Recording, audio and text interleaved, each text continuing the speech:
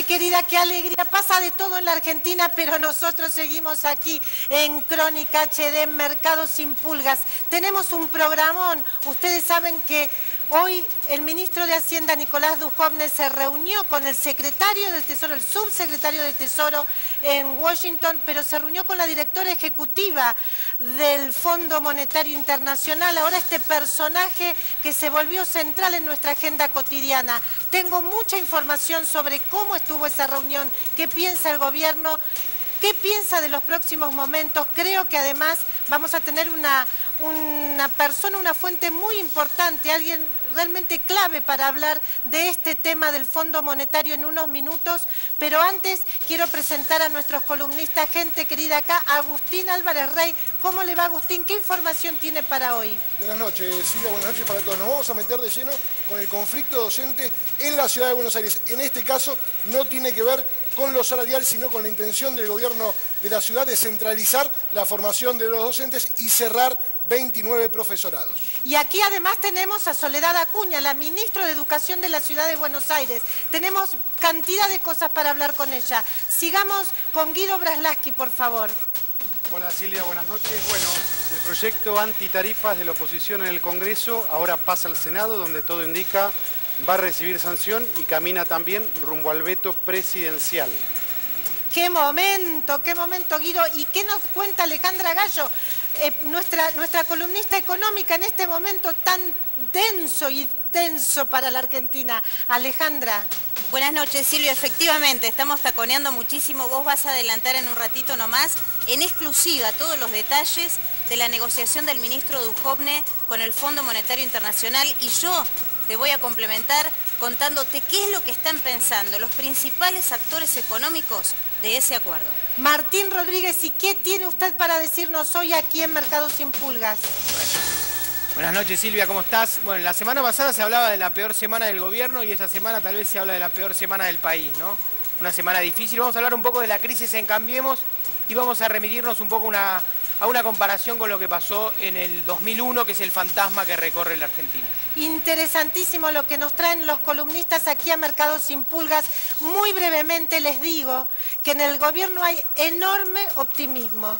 No sé si están viendo realmente la realidad o no, pero es la verdad, están muy optimistas, están muy conformes con el resultado de las primeras conversaciones que han tenido con el Fondo Monetario Internacional.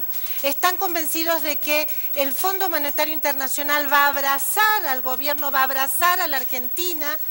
No quieren que Argentina se caiga, no quiere que tenga el Fondo Monetario, es la percepción que tienen en el gobierno, los problemas que tuvo Argentina en el pasado cuando debió pedir ayuda a los organismos internacionales de crédito. Están convencidos de que va a lograr más financiamiento del que le correspondería a la Argentina por la cuota que paga, que estaría en el orden de los 15.000 millones de dólares.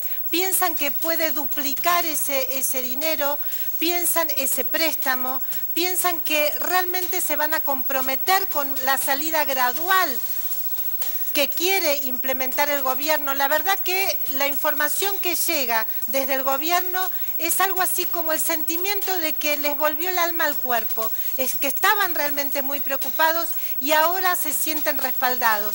Como lamentablemente es tan difícil hablar con funcionarios del gobierno en estos días complejos, creo que tenemos la persona adecuada para analizar si esta información, esta visión que tiene el gobierno, este optimismo que recuperó el gobierno en el día de hoy, es para tomar en cuenta, es creíble o no es creíble, porque estamos en diálogo ya con el ex presidente del Banco Central, estuvo 6 años al frente del Banco Central de la República Argentina. Estamos con el economista Martín Redrado. Martín, Silvia Mercado aquí desde Crónica HD, ¿cómo te va? ¿Qué tal? Buenas noches, ¿cómo están? Bueno, muy bien, estamos aquí. No sé si, Martín, qué tipo de información tenés, qué tipo de información te ha llegado de las conversaciones que ha tenido el ministro Dujovne ayer y hoy ya directamente con Christine Lagarde. Bueno, hay dos líneas de trabajo. Una, la línea política, que es la que vos acabás de mencionar, una línea de apoyo a la Argentina, y luego la línea técnica, que es aquella que escribe los papeles, que escribe los detalles, y esa línea técnica está trabajando de la misma manera que lo viene haciendo con otros países que tienen los desequilibrios que muestra la Argentina. Yo he repasado con mi equipo de Fundación Capital, desde que se anunció esto y en las últimas 48 horas, los programas vigentes que hoy tiene el Fondo Monetario, programas de tipo stand-by, como el crédito que se está negociando en un plazo de 18 meses, y esos créditos tienen metas cuantitativas en particular en materia presupuestaria, en materia monetaria, también algunos en materia de sector externo.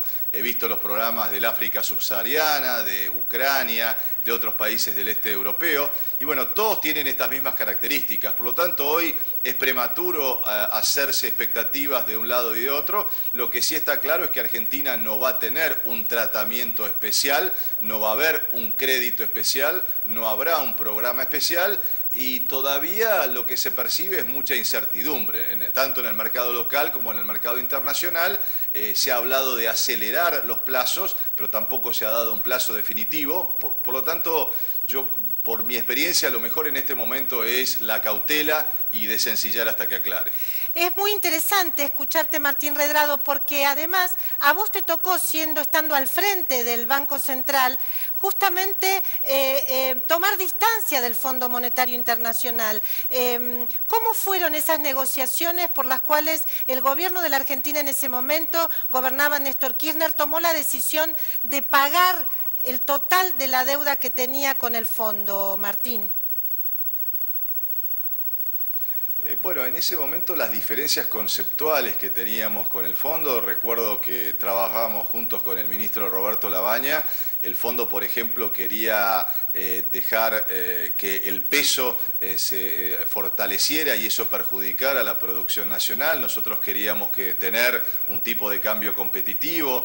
Había también, en ese momento Argentina tenía superávit presupuestario, había más exigencias del fondo y por lo tanto Brasil y Argentina trabajaron en conjunto. Recuerdo que en el mismo momento que Brasil anunció también que se pagaba la totalidad al Fondo Monetario, porque realmente, fíjese que hoy ningún país de América Latina tiene ningún programa con el Fondo Monetario, ningún país tampoco de desarrollo intermedio del Asia-Pacífico. Es como un estigma tener al Fondo Monetario y por eso, a mi juicio, ha sido una decisión equivocada. El problema que Argentina tenía hasta ahora es un problema de una corrida cambiaria. Y usted dice, a mí me tocó estar 6 años al frente del Banco Central, a mí me tocó torcerle el brazo al mercado durante 4 oportunidades, con lo cual cuando uno tiene claro el horizonte, una acción certera cuando está interviniendo en el mercado, se puede doblegar este tipo de crisis.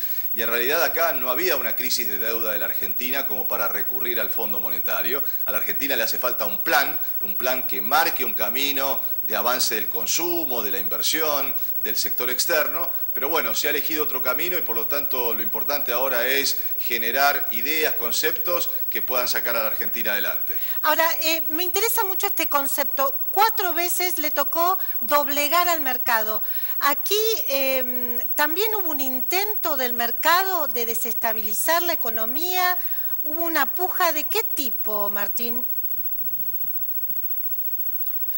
Yo no veo un intento de desestabilizar. A mí no me gustan las teorías conspirativas. Digo, en el caso que a mí me tocó vivir, se habían dado 2 temas de política económica. Uno, la caída del 4º banco de inversión del mundo. Se caía el mundo cuando se cayó el banco Lehman Brothers. Y junto con eso, una explicación no muy clara de la estatización de los fondos de pensión en la Argentina. Eso provocó una crisis de confianza muy importante que el Banco Central tuvo la solvencia para poder resolver y para poder parar esa corrida y después otras que vinieron consecuentemente. En este caso, la corrida viene por errores de la política cambiaria. Nosotros, Argentina, digo, porque estamos todos en este mismo barco, se fomentó el año pasado el ingreso de capitales golondrina a través de altísimas tasas de interés en las letras del Banco Central y el tipo de cambio quedó chato o quedó plano.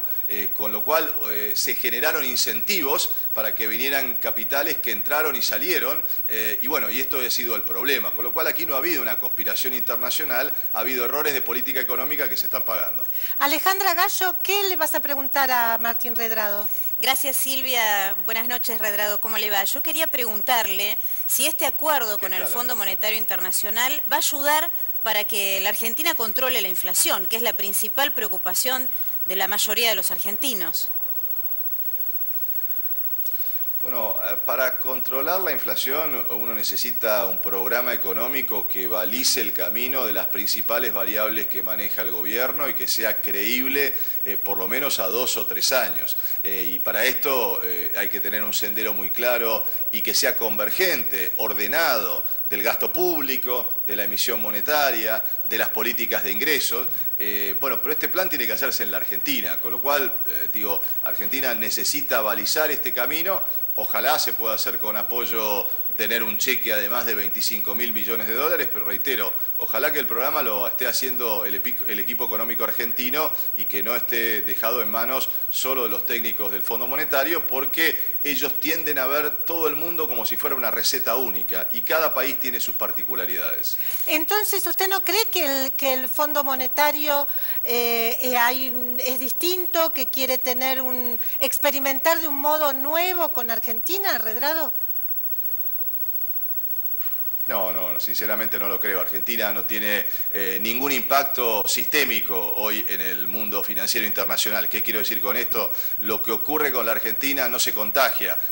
Quizás se puede contagiar solamente, y ni siquiera le diría a Uruguay hoy. Los países cada uno tienen políticas macroeconómicas sólidas en América Latina, con lo cual puede haber algún canal de transmisión que sea el canal comercial. Obviamente, como nos ocurre con Brasil, cuando cae el nivel de actividad en Brasil hay menos exportaciones argentinas a Brasil, y esto puede ocurrir en el caso de que Argentina tenga alguna caída en su nivel de actividad. Pero no hay ninguna condición objetiva para que el fondo nos dé un tratamiento distinto o que tome un caso especial como es el nuestro. ¿Condiciones? ¿Cuáles pueden ser las condiciones para darnos este préstamo, Martín? Mire, yo creo que no es un momento de especular, sino es un momento de dar soluciones. Argentina necesita un plan de mediano plazo, necesita salir de la resolución de los problemas del día a día, de la economía del paso a paso, y necesita darle un horizonte a los argentinos, a quienes vivimos aquí, un horizonte de tranquilidad, de certidumbre, y eso se hace sin marchas y contramarchas, sino marcando un sendero muy claro para las principales variables que maneja el gobierno. Alejandra. Sí, Redrado, yo quería preguntarle, mientras avanzan las negociaciones del gobierno con el Fondo Monetario Internacional, hay un mientras tanto, ¿no?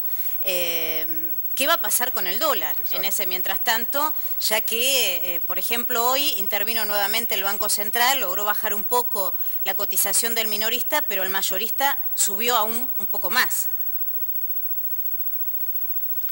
Bueno, las autoridades tienen que dar certidumbre de qué es lo que van a hacer. Aquí ha habido muchas marchas y contramarchas, en particular en las últimas 48 horas, qué tipo de crédito se iba a negociar con el fondo. Y es muy importante también que el Banco Central ponga sobre la mesa, como lo hicimos en su oportunidad, que trabaje sobre la superficie del mercado cambiario, pero también sobre la profundidad del mercado cambiario, mostrando mucha solidez, mucha contundencia.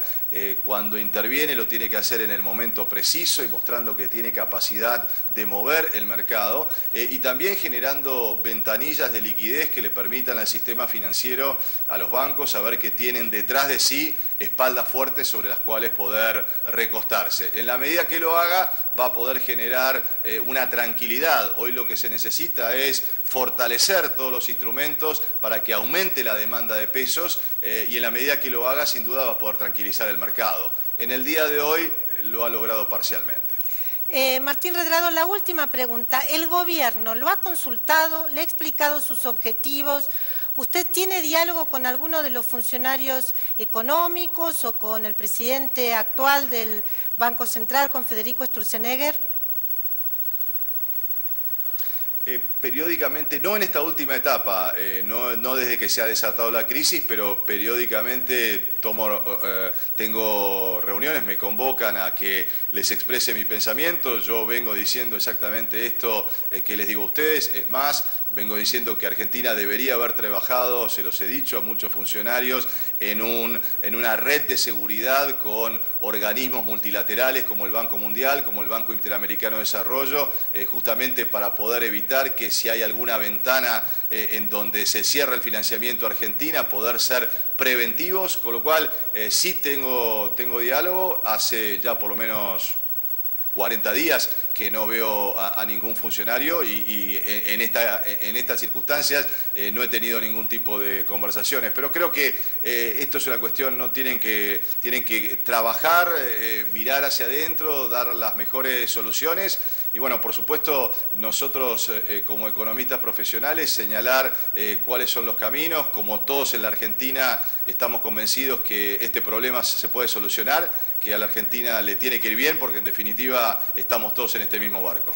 Bueno, acá me queda también hacerle una última pregunta más, perdóneme, pero dice que usted le recomendó al gobierno hacer una red de seguridad con el Banco Mundial, con el Banco Interamericano de Desarrollo. ¿Qué le dijeron cuando usted acercó esa idea? Bueno, las consideraron interesantes, pero bueno, no la llevaron adelante. Yo creo que una oportunidad, por ejemplo, única, cuando vino el presidente del Banco Mundial en agosto del año pasado. Creo que Argentina no aprovechó la buena imagen internacional de su gobierno y estas cosas en la política económica internacional hay que aprovechar para, en el momento justo, pedir lo que se necesita. Bueno, muchísimas gracias Martín Redrado por este diálogo con Crónica HD. Muy interesante escuchar al expresidente del Banco Central. Gracias Redrado. Seguimos aquí, seguimos con Mercados sin Pulgas. Le quiero decir que me dejó pensando lo que dijo Martín Redrado. Lo vamos a seguir charlando a lo largo de todo el programa. Le quiero decir 2 o 3 cosas antes de analizar un tema que es muy importante aquí en la ciudad de Buenos Aires, para lo cual está la ministra Soledad Acuña y con quien antes vamos a hacer una breve profundización en el tema con Agustín Álvarez Rey. Pero muy rápidamente les quiero decir que hace 15 días... el panorama era tan distinto, ¿no es cierto?, en la Argentina. Ya se estaban disputando las candidaturas en Cambiemos del 2023. Y hoy estamos hablando del Fondo Monetario, bueno, a ver si llega el financiamiento para cuando termine el presidente Mauricio Macri este mandato, el mandato que termina en el 2019. Hoy en el gobierno estaban muy conformes, como les digo, muy contentos, seguros de que este financiamiento, este plan que va a terminar aparentemente cuando Macri tenga que entregar su mandato, se verá si se postula para la reelección o no. En principio parecería que sí, pero digamos, este plan terminaría con el primer mandato de Mauricio Macri, es lo que me dijeron en gobierno. Y hoy estamos hablando de esto. Me parece que hay un enorme cambio, ¿no es cierto?, en los últimos 15 días. Y entonces yo me preguntaba, el gobierno... Marcos Peña, el jefe de gabinete, dijo muchas veces, el gobierno evitó una crisis. Entonces me pregunto, si no será esta la crisis que llegó un poco retrasada según el diagnóstico del gobierno, pero es una crisis. El gobierno dice que no es una crisis, claro, porque si uno lo compara con el 2001, no es. Lo que pasa es que esa crisis fue una crisis extrema, una crisis donde parecía que todo el tiempo no se alcanzaba nunca el piso, siempre podíamos estar más abajo en el abismo. Sin embargo, es una crisis, desde mi punto de vista, una crisis distinta, se verá hasta dónde llega. Vuelvo a decir, en el gobierno hay mucho optimismo. Me pareció interesante lo que dijo Redrado, cautela, vamos a ver, no regalemos optimismo antes de tiempo. Me parece que el gobierno ha gastado optimismo y ahora, bueno, es como la fábula del zorro, no me acuerdo cómo es esa fábula. Te lo dicen tantas veces que finalmente será sí o no. Me parece que realmente hay un contexto internacional que efectivamente quiere ayudar a la Argentina, más allá del tema de las tasas y demás. quieren ayudar a la Argentina. ¿Por qué? Porque Argentina es un pequeño modelo, un gran modelo de una salida del populismo con elecciones limpias, con una búsqueda además de una posición gradual, sin ajustes, sin populismo. Me parece que por lo menos Christine Lagarde quiere respaldar esto y muchos países del primer mundo quieren respaldar a la Argentina. Pero bueno, en este camino intermedio en el que estamos, donde todos estamos, me parece, igualmente disconformes, porque si uno lo ve, nadie puede decir que le está yendo muy bien en la Argentina. Ni siquiera el sector financiero. Muchas veces se dice, no, bueno, por el sector financiero, tampoco el sector financiero. No hay nadie que esté contento en la Argentina. Pero lo que yo sí creo es que van a hacer lo posible para que Argentina no se caiga. Primero, como hablábamos, se dice, se comenta, porque, bueno, Argentina es un experimento en ese sentido novedoso para este siglo XXI, pero también es un experimento complejo, porque evidentemente también la política ha fallado. Aquí vamos a hablar también, tengo información, tengo el último WhatsApp donde hay mucha información sobre cómo falló la política últimamente. También hay que decir que a pesar de estos días tan complejos, el gobierno sigue adelante y sigue marcando intentando hacer agenda con cosas que desde mi punto de vista son importantes. Primero, les quiero decir, no sé qué placa tenemos por ahí, pero me pareció una buena noticia que el presidente Macri haya decidido no ir al Mundial en Moscú. Me pareció muy importante porque él tiene muchas ganas de ir. Me parece un gesto de autoridad, de austeridad no ir, porque le hubiera salido muy caro en cuanto a imagen, es decir, estar allá en un momento difícil de la Argentina, y además todo, desde el hotel, todo es carísimo, va a estar carísimo en junio en Moscú, así que me parece esa una buena noticia. También me parece una buena noticia esta imagen que hoy el presidente quemando droga, siguiendo con una campaña muy importante de lucha contra el narcotráfico. Hoy desde Seiza hizo una incineración de droga muy importante. Aquí esto fue en Ezeiza, pero fue en todo el país. Me parece que también eso es un mensaje muy positivo. Y también me parece un mensaje muy positivo que continúe el esfuerzo del gobierno por regularizar la gran cantidad de barrios humildes, de barrios emergentes que están a lo largo y a lo ancho del país. Es un esfuerzo que le va a costar en términos económicos mucho a la Argentina, pero que también es un paso tremendamente importante porque implica una erogación grande de parte del gobierno, pero es un trabajo que va a quedar para siempre. Entonces me parece que es algo realmente fundamental y también me parece una gran noticia. Después lo vamos a hablar acá con el presidente de la Comisión de Vivienda de la Cámara de Diputados, el diputado Felipe Solá, que está en alguna disputa que le vamos a preguntar con el gobierno al respecto, pero supongo que va a estar a favor de esta política que es tan importante. Yo creo que son tres políticas, digamos, un esfuerzo positivo,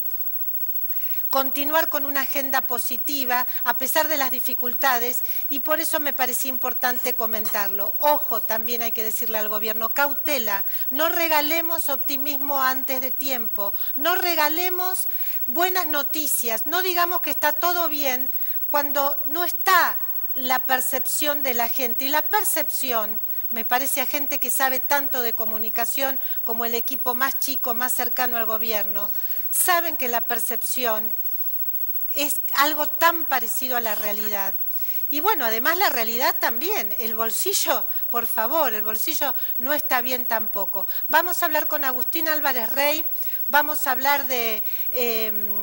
¿Estuviste, Agustín, en la movilización que se hizo en contra del proyecto del gobierno por esta universidad que se va a hacer, que va a unificar los 29 profesorados en la ciudad de Buenos Aires? Sí, así es, Silvia.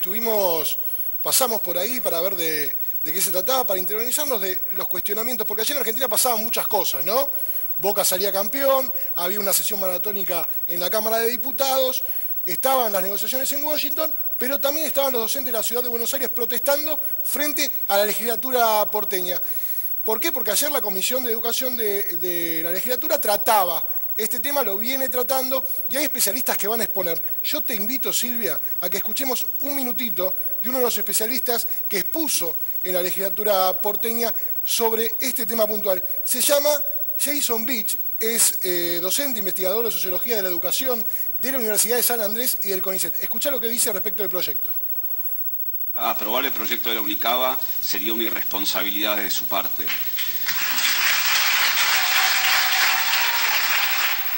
En primer lugar, porque este proyecto simplemente es un salto al vacío. Se trata de un proyecto vacío de contenido que no da ningún detalle de cómo se va a llevar adelante.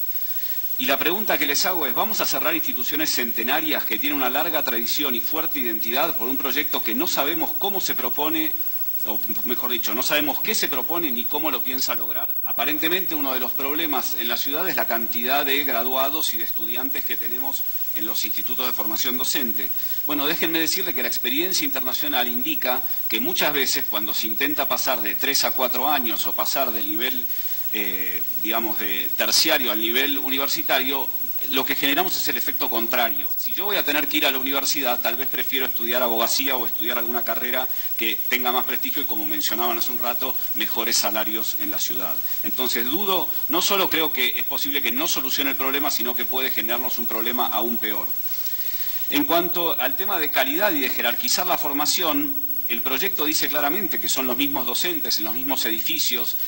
¿Cómo es que esto va a suceder? ¿Cómo es que van a mejorar? ¿Es mágico? ¿Simplemente por cambiarle el nombre y ahora llamarlo universidad, esto va a mejorar? Parece más bien uno de estos cambios para que nada cambie. Bueno, ahí estaba, parte de lo que pasaba ayer en la legislatura porteña. Afuera los docentes se manifestaban. ¿Qué dicen los sindicatos? Silvia, ¿por qué cuestionan esto? ¿Qué dicen? Bueno, cierran 29 profesorados, abren una universidad, caen 29 rectores y hay 40.000 alumnos que quedan a la deriva. ¿Qué dice por su parte el gobierno de la ciudad? Bueno, esto no es tan así. Bueno, aquí la tenemos además a la ministra Soledad Acuña, justamente para preguntarle, no me digas lo que dice el gobierno porque nos lo va a decir a ella ahora en un minuto. Decime vos, ¿cómo sentiste la movilización? Muy cortito. No, una movilización muy grande, pero como siempre, la movilización es una muestra pequeña.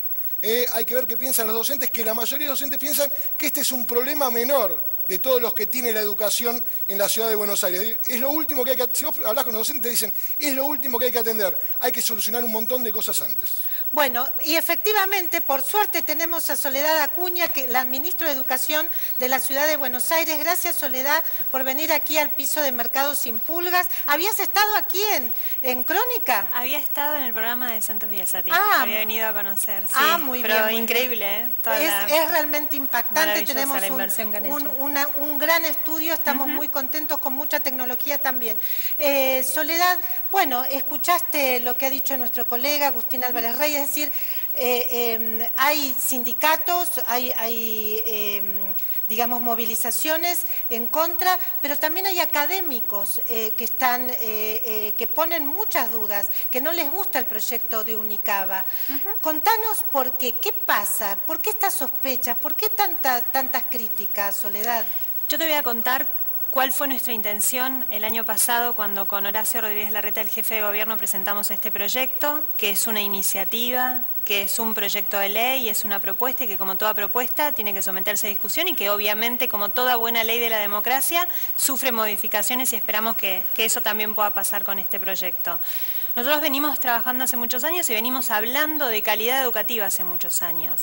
Hay un consenso mundial, hay muchas investigaciones que definen que la formación docente inicial, o sea, cómo se preparan para ser maestros, los futuros maestros, es condición fundamental para cualquier transformación. O sea, cómo enseñamos a enseñar condiciona después los resultados. Y nosotros venimos también de pasar por muchas evaluaciones nacionales, internacionales, propias, donde vemos que hablamos mucho de incluir dentro de las escuelas, se habló mucho de cómo garantizar equidad, pero no se hablaba de calidad. Y nosotros veníamos insistiendo con que este era el punto a discutir.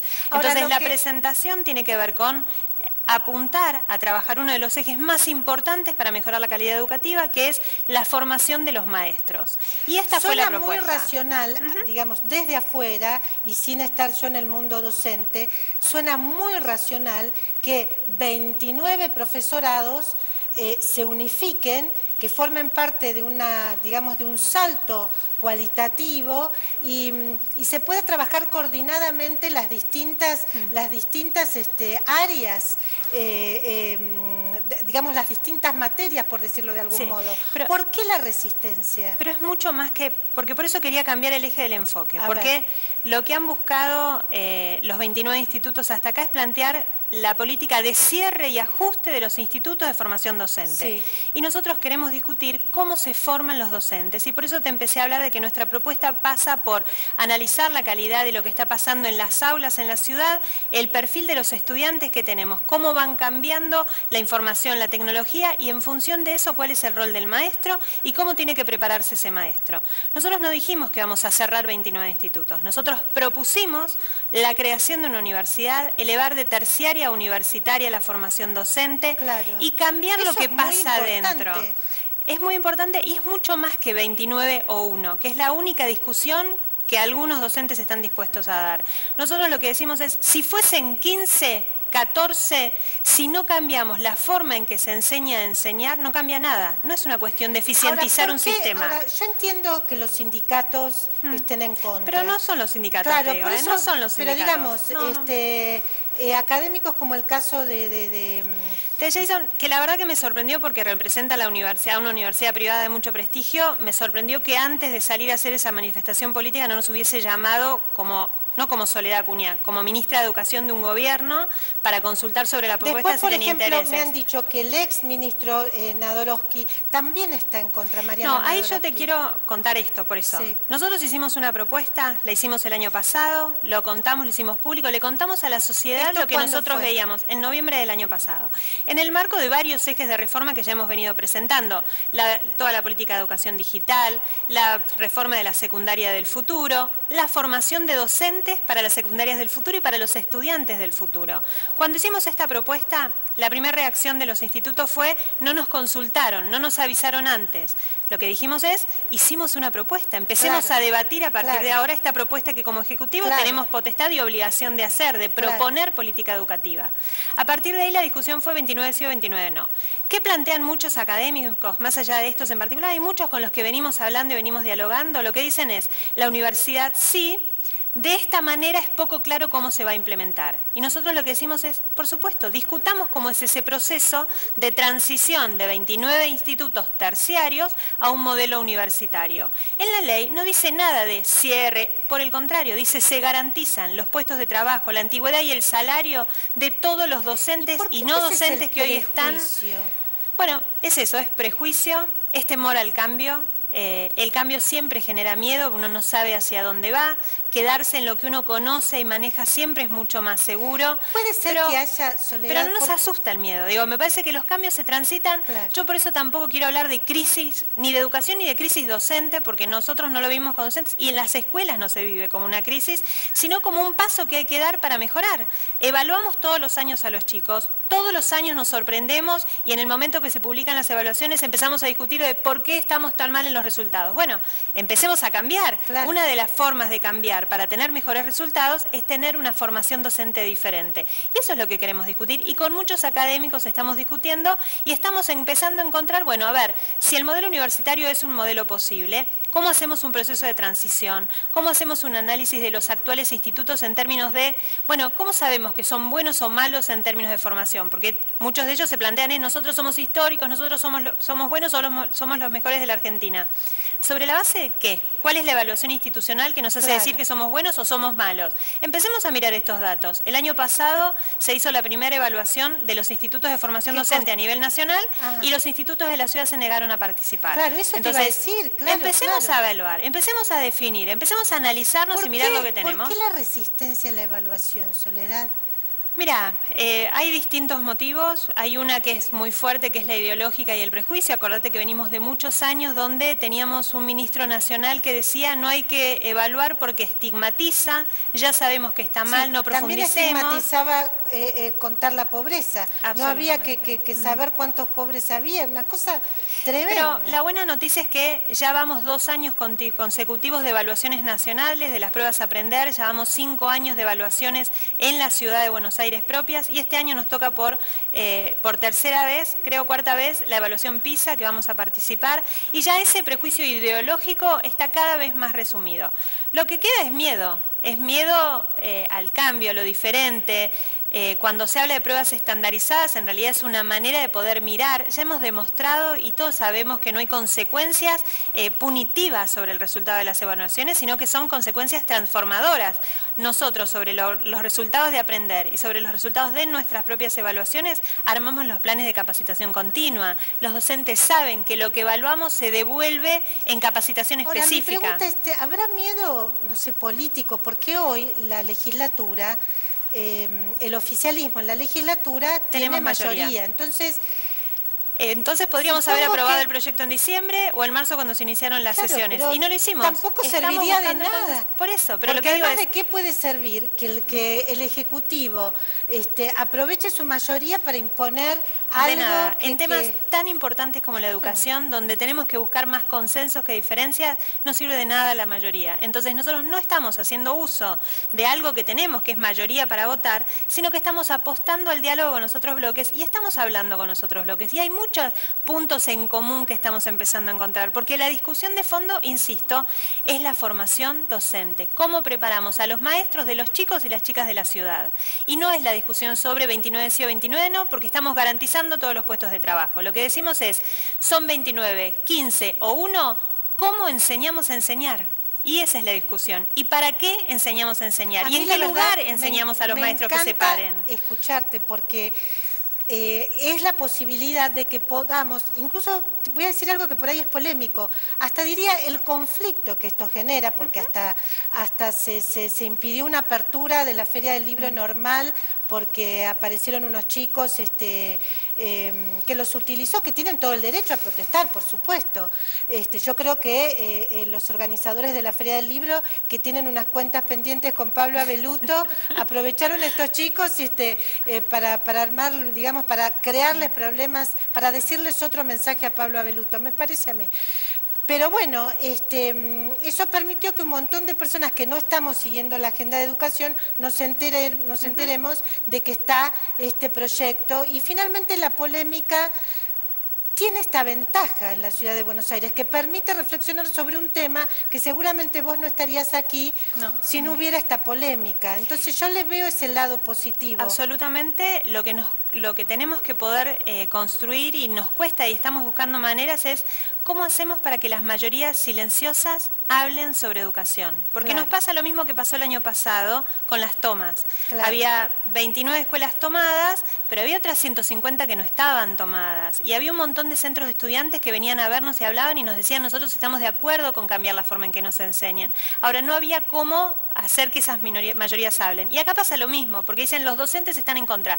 Los 29 institutos de formación docente se están manifestando en la calle. Ahora, en las escuelas, ¿por qué estamos diciendo que los docentes se están oponiendo? Si los docentes también manifiestan que hay un problema en la formación. En ese momento, además, con las escuelas tomadas, hubo un montón de padres y madres que salieron a respaldar, digamos... Que el derecho a la educación está por encima del derecho a la protesta. O sea, que también ahí tuvo un sentido, bueno, por ahí en la Argentina o en la ciudad de Buenos Aires las cosas se resuelven así. Pero me parece, Silvia, que tenemos que poder pensar en conjunto cómo hacemos para hacer hablar a las mayorías. Claro. ¿Cómo hacemos? Ese es el desafío. Aquí profesores, docentes de algunos de los institutos, por ejemplo del Joaquín B. González, le mandó a la producción de Mercado Sin Pulgas un listado de preguntas, porque realmente están preocupados porque hay un cambio en marcha, evidentemente. Entonces, me parece que hay algunas preguntas, son un montón, no las podemos hacer todas, algunas me parece que la ministra las encaró, pero bueno, algunas puntuales. Por ejemplo, los que están estudiando ahora bajo este régimen, ¿cómo van a seguir? Mira, primero tiene que aprobarse la ley. Mientras no se apruebe una ley que transforme esto, todo sigue como hasta ahora, con el mismo diseño institucional y los mismos planes, etcétera.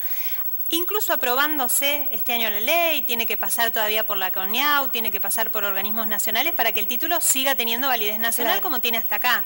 Entonces, una de las cosas que es importante aclarar es uno de mala información que están dando. Dicen que con la creación de la universidad el título docente de la ciudad pasaría a tener validez solamente en la ciudad. Esto no es cierto. Nuestra propuesta es que la universidad sea validada a nivel nacional y el título siga siendo certificación nacional. Como en cualquier universidad, como en cualquier carrera, es una de las preguntas seguro. ¿Cuál sería la validez del título de los alumnos que se reciban el año próximo, en el 2019? Eso, bueno, lo mismo que hasta... Si mientras sigan existiendo los institutos, y están como están y no cambie la ley, no pase otra cosa, va a seguir teniendo la misma validez, van a seguir cursando, incluso creándose la universidad. Y convivirán, como conviven en cualquier facultad, en cualquier instituto, planes nuevos y planes viejos. Hoy en los propios institutos conviven planes viejos y planes nuevos. Claro. Entonces eso no cambia, es la misma lógica aplicada a un modelo universitario, digamos. En eso no cambia nada, no se le elimina ningún derecho a los estudiantes actuales ni a los trabajadores, por supuesto. Su título tiene la validez del plan de estudio que ellos están cursando. Bueno, ¿y si se aprueba? Y si se aprueba la universidad, convivirán los planes de estudios y los formatos. Eso es lo que digo que tenemos que ir construyendo en conjunto el proceso de transición, de transformación de un modelo al otro. ¿Y qué va a pasar con las carreras no docentes?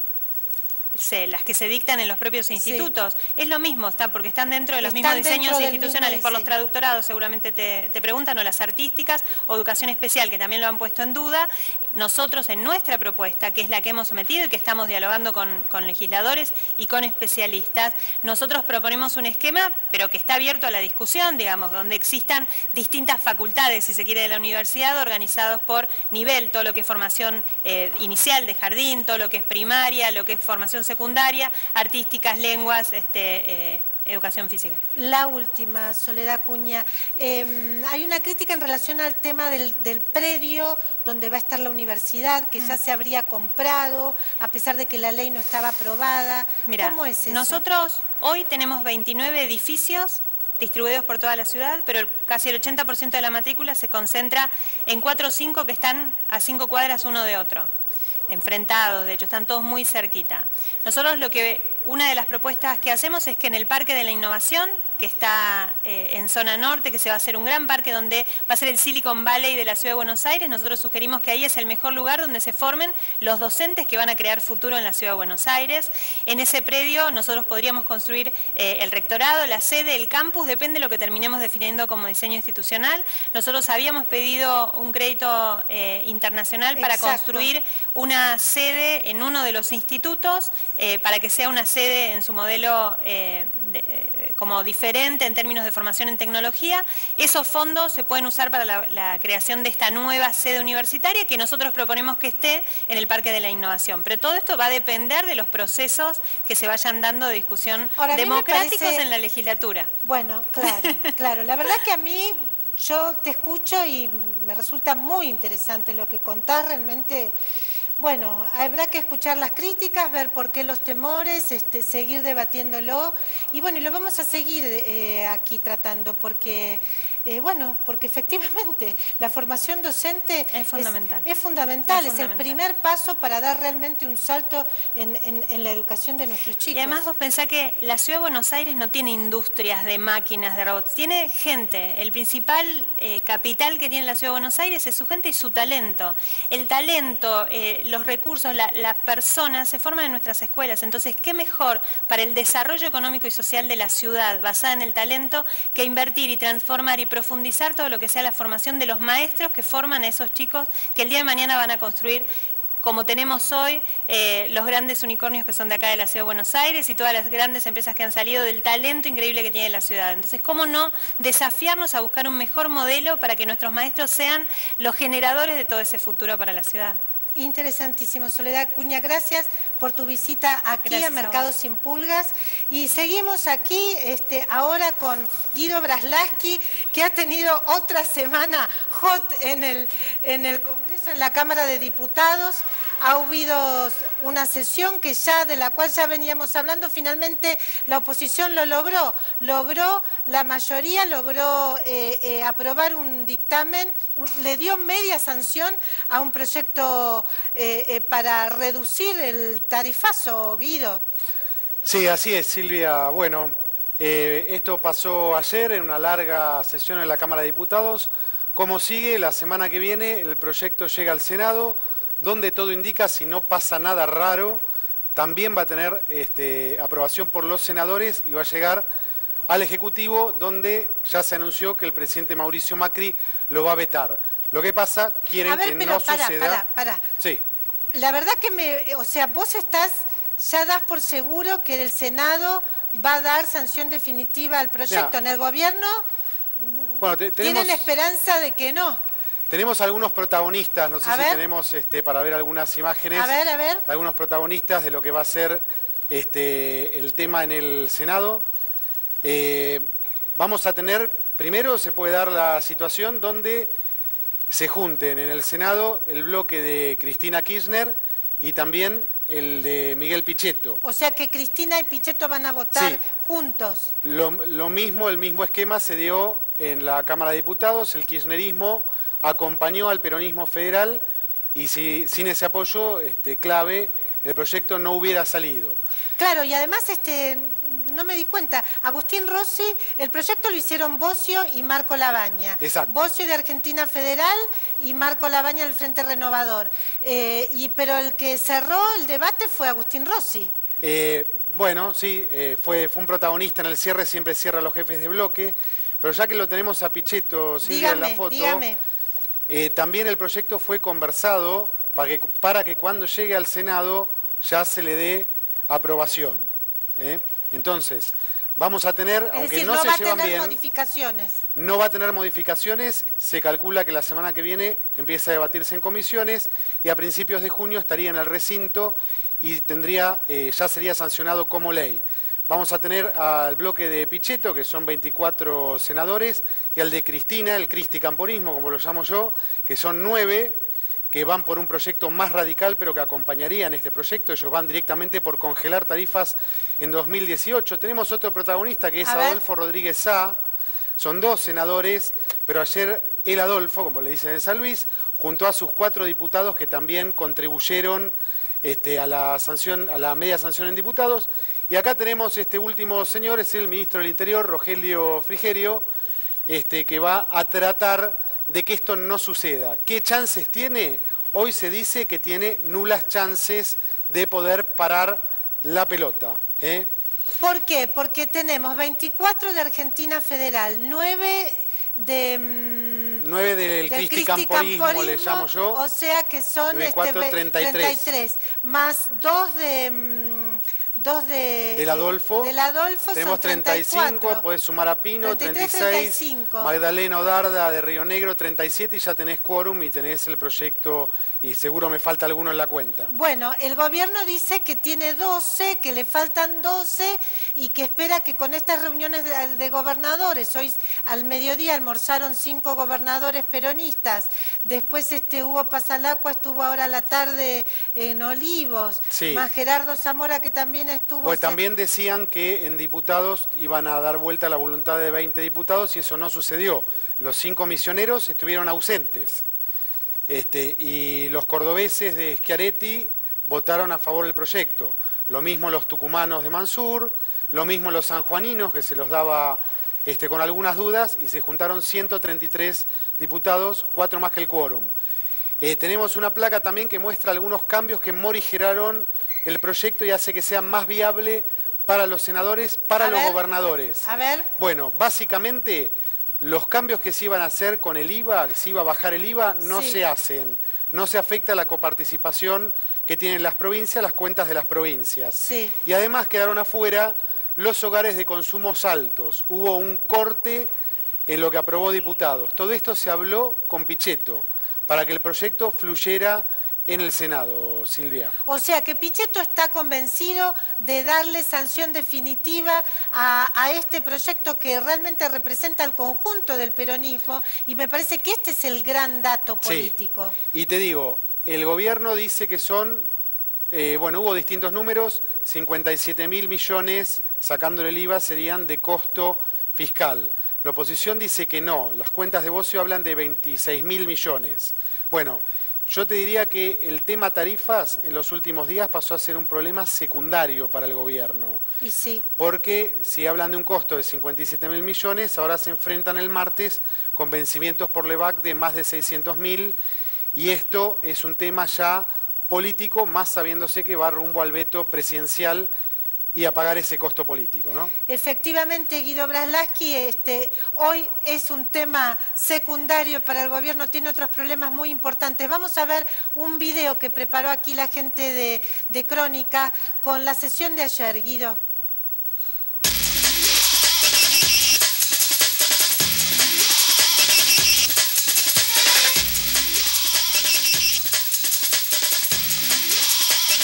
El modelo de país de Macri.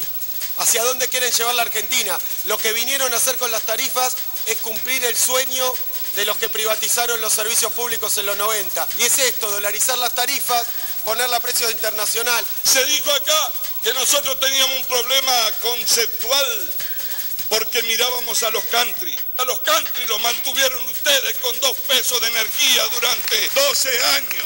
Estas son las fotos del comedor de Petrona, San Vicente, provincia de Buenos Aires. Esta es una boleta justito en la mitad de la campaña, ya habían pasado las PASO el año anterior. 3.329 pesos. Boleta de ahora, 23 de abril, 8.865 pesos. Esto pasó hoy a la mañana. No habrá sido el señor Midlin el que fue a cortarlo, pero se aproximó y hoy el comedor no tiene luz. Hemos sido permanentemente acusados de demagogos, cuando en realidad cualquier encuesta que hagan les va a decir que la mayoría del pueblo no soporta este nivel de tarifas. Veo mucha gente contenta, mucho integrante feliz del club del helicóptero, mucho redistribucionista de los que le dieron el doble de subsidios al 10% más rico de la población que al 10% más pobre. Mucho productivista de los que le cortaban el suministro a la industria para que funcionaran los aires acondicionados. Acá venimos a discutir algo que está en el seno del conjunto de la sociedad. Y lo venimos a discutir no solo porque hay consenso dentro de la oposición, sino porque también hay alertas dentro de la coalición gobernante. Señores del gobierno, la historia los va a condenar. Pero yo quisiera preguntar también, ¿a dónde está esta señora? ¿Y de qué se ríe? La quiero ver en su banca defendiendo sus dichos. 133 votos fueron afirmativos, 90 negativos y hubo 4 Resulta abstenciones. afirmativo, se comunicará al honorable Senado. Bueno, la verdad que ha sido una jornada dramática. A mí me gusta, la verdad, cuando en diputados hay mucha discusión, cuando realmente la escena política se recalienta. Me parece que eso es la democracia y por eso la verdad que estoy muy contenta de tener aquí a un tipo muy importante de la política argentina, ex gobernador de la provincia de Buenos Aires, actual presidente de la Comisión de Vivienda de la Cámara de Diputados y bueno, ahora muy enojado con el gobierno. Felipe Solá, bienvenido aquí a Mercado Sin Pulgas. Muchas gracias. Me dicen que viniste porque Martín Rodríguez te convenció, que si no, no venías. Somos viejos amigos. Bueno, además me dijo Martín que tiene algo que ver con el libro que estás por publicar. Sí, hubo 2 personas que me guiaron y sobre todo me balancearon el libro. Digo esto porque tengo mi orgullo de escritor. Con la redacción no lo dejé meterse. Sí, me dice Martín. Dice, no sabés lo bien que escribe Felipe. Pero... No me digas, le dije yo. Mirá, qué bien. Pero me balancearon porque el libro tiene que tener un balance y los 2 con una mezcla de talento y humildad que no es común. Martín Rodríguez es un tipo muy especial. El otro es Martín Sivak. Martín Sivak. Sí. 2 Martínez, 2 Martínez. Yo le llamo los Martínez, sí. Los Martínez. Sí. Bueno, 2 tipos grandes, muy buenas personas, muy talentosos y sí, muy buenos escritores, Martín bueno. Rodríguez y Martín Sivak y también Felipe Solá. ¿Para cuándo va a estar el libro, Felipe? Supongo que en agosto, porque una edición que hubo... ya? No, no hay título. Por ahí se llama Sin Título, pero un tema es la Feria del Libro. En la Feria del Libro salen 1000 y pico de libros nuevos. La productividad argentina es impresionante, desde libros de jardinería hasta ficción, novela, lo que sea, lo que te imagines, hasta una guía. Pero se presenta muchísimo, entonces sos uno más. Entonces pensamos, bueno, esperemos. Bueno, ahí estaremos atentos. Felipe, bueno, ¿qué es lo que está pasando? ¿Cómo estás viendo el gobierno? ¿Realmente crees que es importante que se vote un proyecto, digamos, una ley de tarifas? No es algo que, si los gobernadores no lo hacen en sus provincias, ¿por qué sí a escala nacional? En primer lugar, hay temas que entran al Congreso por la ventana, como si entrara un arroyo, un río, como si desbordara por un diluvio universal el agua y entrara al Congreso. Y hay otros que entran porque los manda el Ejecutivo o porque es más fuerte la oposición y los impone, pero normalmente es o el Ejecutivo o un tema entra por la ventana. Este es un tema que se mete en el diputado, si se mete en el Senado, por la ventana porque es un clamor popular. Cuando decimos un clamor popular, por supuesto, no es igual en todos lados, pero es un clamor popular en el sentido de que hay medidas que todo gobierno puede explicar y contener las broncas que generan. Y hay medidas que son tan absurdas que no las puede explicar ni contener las broncas. Y este es el caso de las tarifas. Si hay un set de precios relativos, las tarifas picaron al diablo. Es decir, fuera de toda lógica, fuera de toda racionalidad política y de toda racionalidad económica. Mira, Silvia, hay una cosa que quiero decirle a la gente. No puede ser que hayamos vivido 2 años y medio donde un presidente de Banco Central, cada vez que lo camorrean un poco con el dólar, que ahora lo camorrearon y le ganaron la partida, subía las tasas hasta llegar a este 40% de la LEVAC, que me dicen que hay un mercado secundario de LEVAC más caro todavía hoy. Es decir, lo que ha comenzado hoy. Esa tasa de interés se traslada a los créditos, se traslada al crédito en general, al descuento de cheques, a todo lo que significa tasa de interés, a los stocks. Tener un stock es un costo financiero, o sea, es precios, o sea, es inflación. Hace 2 años que el Banco Central inflaciona. Y Aranguren tiene su esquema, le importa un rábano a la gente y la política, todo eso le parece que son impedimentos para su esquema. Su objetivo, sube las tarifas con apoyo de Macri, irresponsable apoyo. Llega un momento en que, ¿quién es el gran inflacionador? Además de Schwarzenegger, Aranguren, porque son costos que se trasladan a precios, que se trasladan a precios de servicios, indudablemente. Entonces, el gobierno, y los dos dicen que luchan contra la inflación, y ya termino, luchan contra la inflación y contra la pobreza. Entonces, es un esquema de locos. Además de todo lo que pasa hoy. Me refiero a las tarifas, que es lo que me preguntaste. Sí, pero voy al punto. ¿Ustedes no tienen posibilidad de decirle algo al gobierno? ¿No tienen una mesa de diálogo, de discusión? ¿No tienen posibilidad de decir, bueno, a ver, explíquennos por qué esto pasa? Algo bien mano a mano, algo que les permita entender y que también les permitan entender que ustedes, no sé si el gobierno dice que son oposición irresponsable, irracional, pero son oposición. En estos 2 años y pico el gobierno entiende que la relación política que tiene que tener con la oposición es la relación con los gobernadores opositores, que a veces pueden ser opositores y a veces no pueden. Es así, ser gobernador implica eso, me parece. O aguantárselas, ser opositor y aguantarse la no obra pública, los problemas que pueden tener. El gobierno no ha establecido relaciones de igual a igual en el Parlamento, para nada. Para nada. En todo caso, a través de los gobernadores, con algunos senadores o diputados, o claramente con Pichetto. Pero en cuanto Pichetto dijo que no, y el primer no, creo que no quiero ser injusto, que fueron las tarifas, entonces pasó de ser un opositor prudente, racional, demócrata, republicano, a ser un demagogo. Yo no estoy con Pichetto. Incluso no estoy de acuerdo con muchas cosas que hace él, y creo que él tampoco conmigo. Pero veo ese cambio. Entonces, el gobierno no tiene la menor gimnasia política para entender cuando algo rebasa incluso a los diputados y a los senadores. Algunos lo hacemos con muchas ganas y otros lo hacen a pesar de ellos porque son más mansos o son partidarios de no hacer lío. Pero se dan cuenta que no pueden dejar de hacerlo porque atrás de ellos hay mucha gente sufriendo. ¿Y qué pasó con Monzó? Es muy importante esto de las relaciones políticas. No existen las relaciones políticas con el gobierno. Hay como una especie de, claro, de ausencia, de negación de la trama política. Y soberbia, Silvia. Palabra muy usada en política, pero soberbia es cuando alguien, vos sentís que te mira de arriba siempre. Que te miran de arriba. Claro, que te miran de arriba porque sos un diputado. Y eso pasa. Vos dirías que también hay una mirada de arriba del gobierno, incluso frente al presidente de la Cámara de Diputados, frente a Emilio Monzó.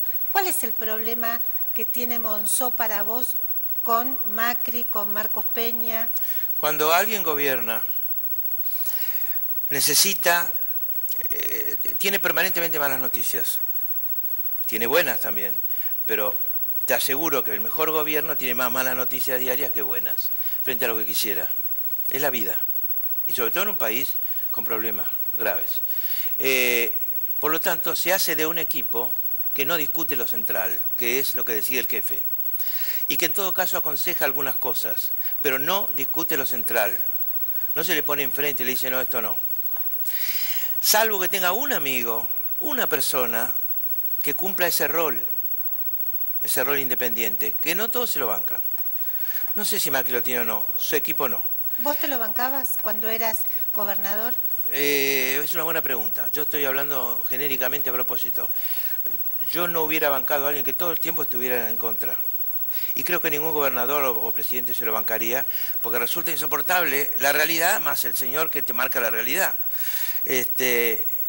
Pero sí un consejero que a veces lo saque uno aparte y diga, mira lo que pasó acá, lo que pasó allá, mira cómo te equivocaste.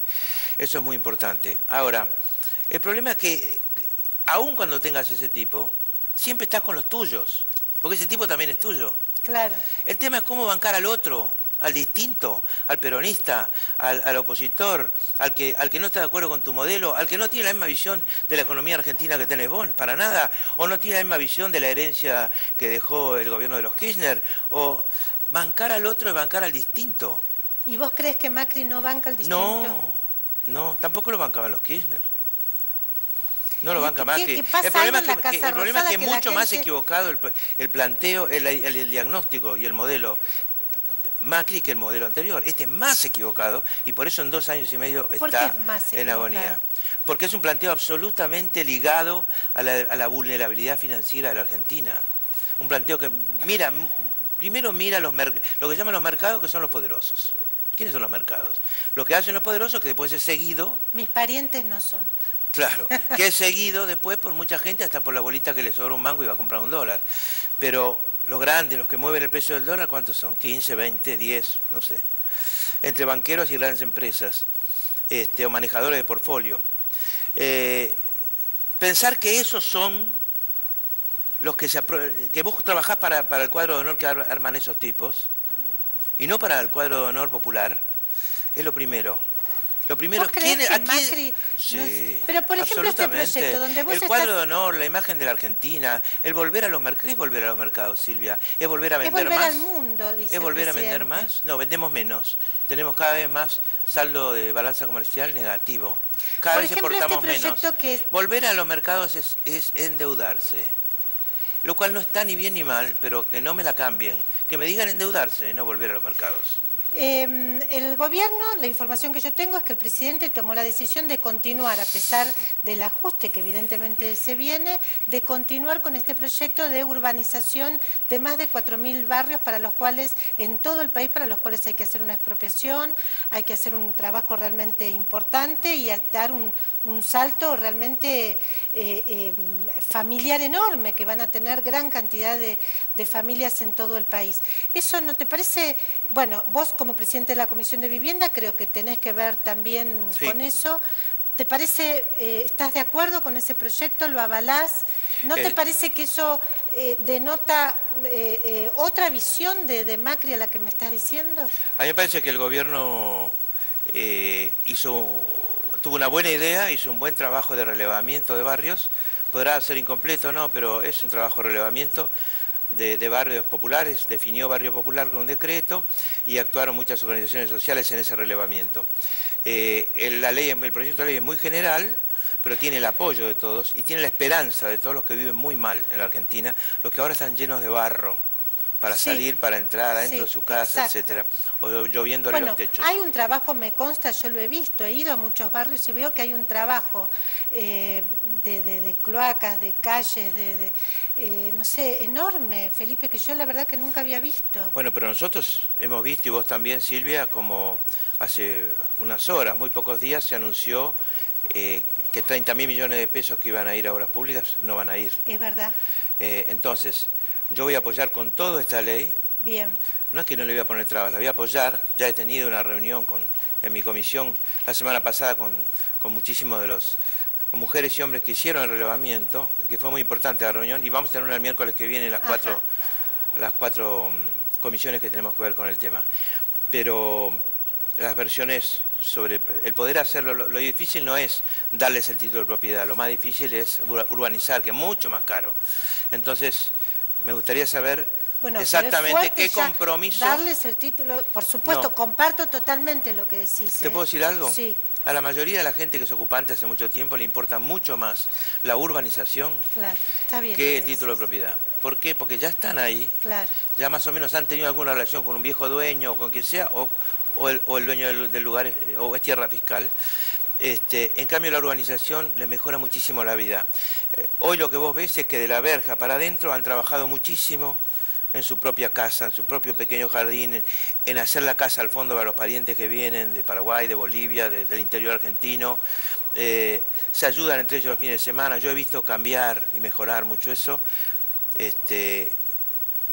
de la verja para afuera no hay nada, no hay Estado, no hay calles, no hay luces, no hay nada, porque los municipios del conurbano no tienen un mango. Moreno tiene 700.000 personas y un presupuesto para 250.000. Es tremendo. Felipe, ¿me das el pie para que te haga la última pregunta? Me quedaría hablando una hora contigo, la verdad que es un placer escucharte. Muchas gracias. ¿Qué pasa con María Eugenia Vidal? Es una gobernadora para vos valiosa, está dando vuelta a la provincia, como ella dice. Estas críticas, aparentemente ahora está teniendo críticas que antes no tenía. ¿Cómo la evaluás? No, una cosa es que María Eugenia Vidal, ante el fracaso de la política económica del gobierno, porque es un fracaso muy fuerte, terminar condicionado por el Fondo Monetario, la pérdida de soberanía durante mucho tiempo. No te olvides que yo viví el 2002 con Anup Singh y todo aquello. Pero me acuerdo perfectamente. Y tengo muchísima experiencia en la cuestión y conozco quién es este Fondo Monetario. Tiene muchos mejores modales y la misma condicionalidad de siempre. O sea, vos no sos de los que...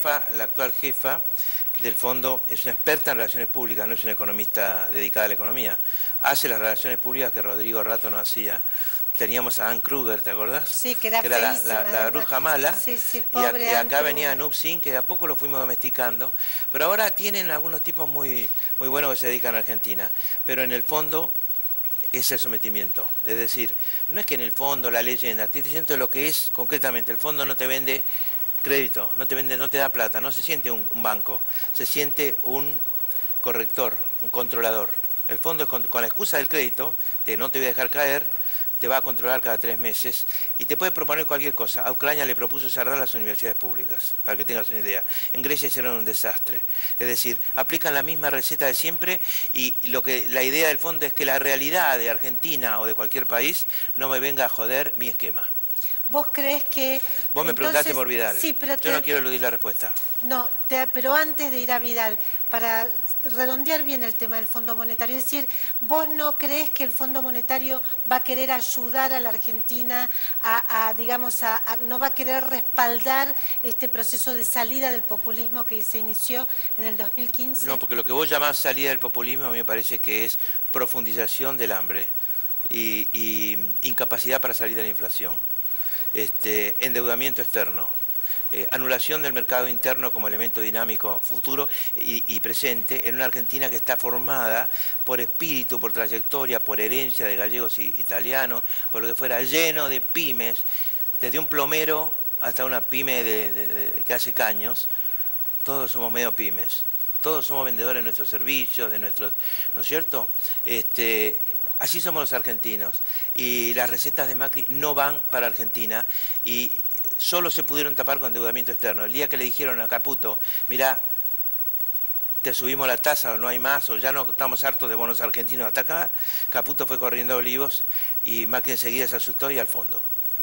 Y ahora es un simple gobierno más con el fondo, como todos los gobiernos de los años 60, ¿no es cierto? Como el gobierno de la Rúa, como el que heredamos nosotros en el 2002.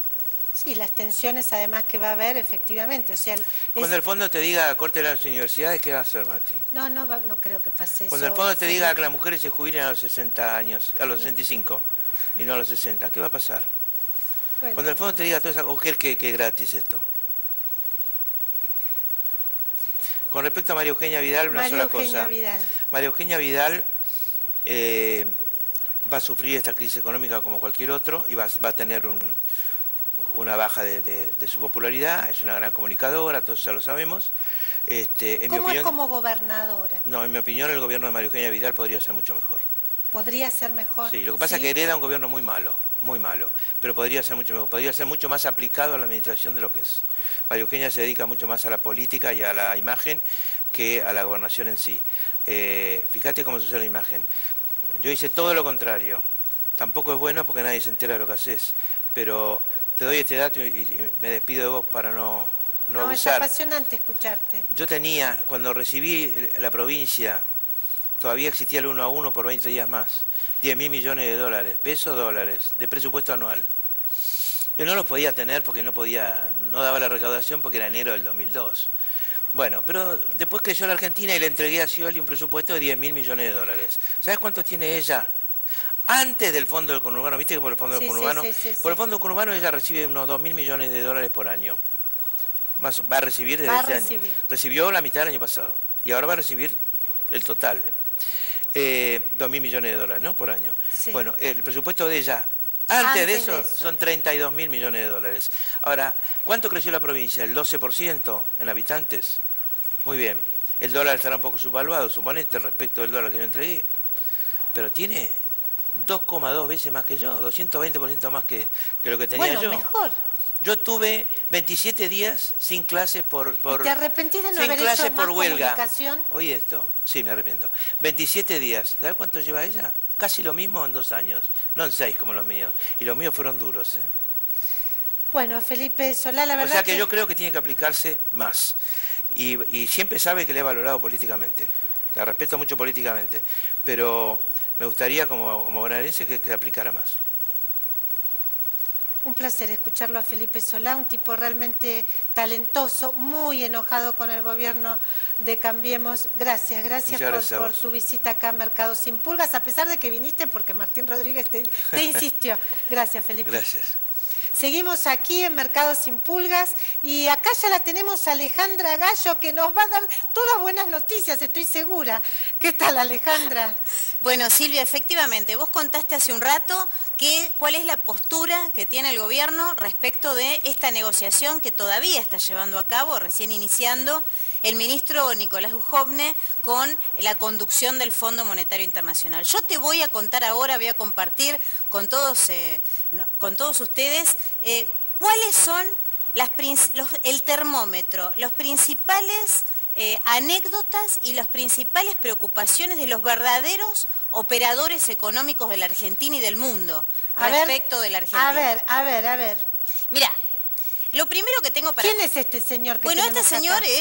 Ahí vemos al ministro en su primera reunión, esto fue ayer, no la reunión que tuvo hoy con Werner. Este es el encargado del Fondo Monetario Internacional para lo que ellos llaman el hemisferio de Occidente, donde está Argentina y toda América Latina. Es el hombre que tiene que, técnicamente, subir o bajarle el pulgar a Dujovne. Yo lo que te quiero contar... Decime. Es que... ¿Qué dicen los empresarios? Los empresarios están furiosos. ¿Por qué? Están furiosos porque dicen que esto podría haberse evitado Si el O sea, gobierno... están en la línea de Martín Redrado.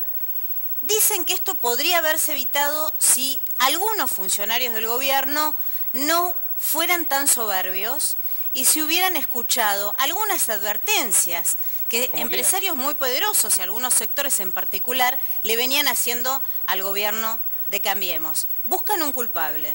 ¿Quién? Marcos Peña. Jefatura de gabinete encabeza el ranking del mal humor por parte del sector empresario. No te puedo creer. Sí, hay mucho malestar respecto de las incongruencias, las internas y las diferentes posturas entre jefatura de gabinete y el equipo económico. Que no los escuchan. Que no los escuchan, que no son permeables a las observaciones, que tendrían que trabajar realmente más en equipo el empresariado con el sector público, que es fácil sentarse, que los atienden y qué sé yo, pero que después no escuchan demasiado. Mira, vamos a la placa anterior, porque acá quiero que me digas, ¿quién dijo esto? Bueno, efectivamente, mira, dígame, muy importante esta frase. Uno de los empresarios más poderosos del área de servicios, que más emplea... Yo sé quién es, pero no lo vamos a decir porque él no nos autorizó, pero es yo un lo hombre sé, que pesa es fuerte. un tipo muy grosso. Esta frase me encanta. A ver, lo llamé dígala. y le dije... Oíme, fulano, ¿qué implica? ¿Qué está pasando? Segundos antes de que el presidente anunciara este miércoles que iba a negociarse con el Fondo Monetario Internacional. Me dijo, mira, Ale, estamos cruzando un río.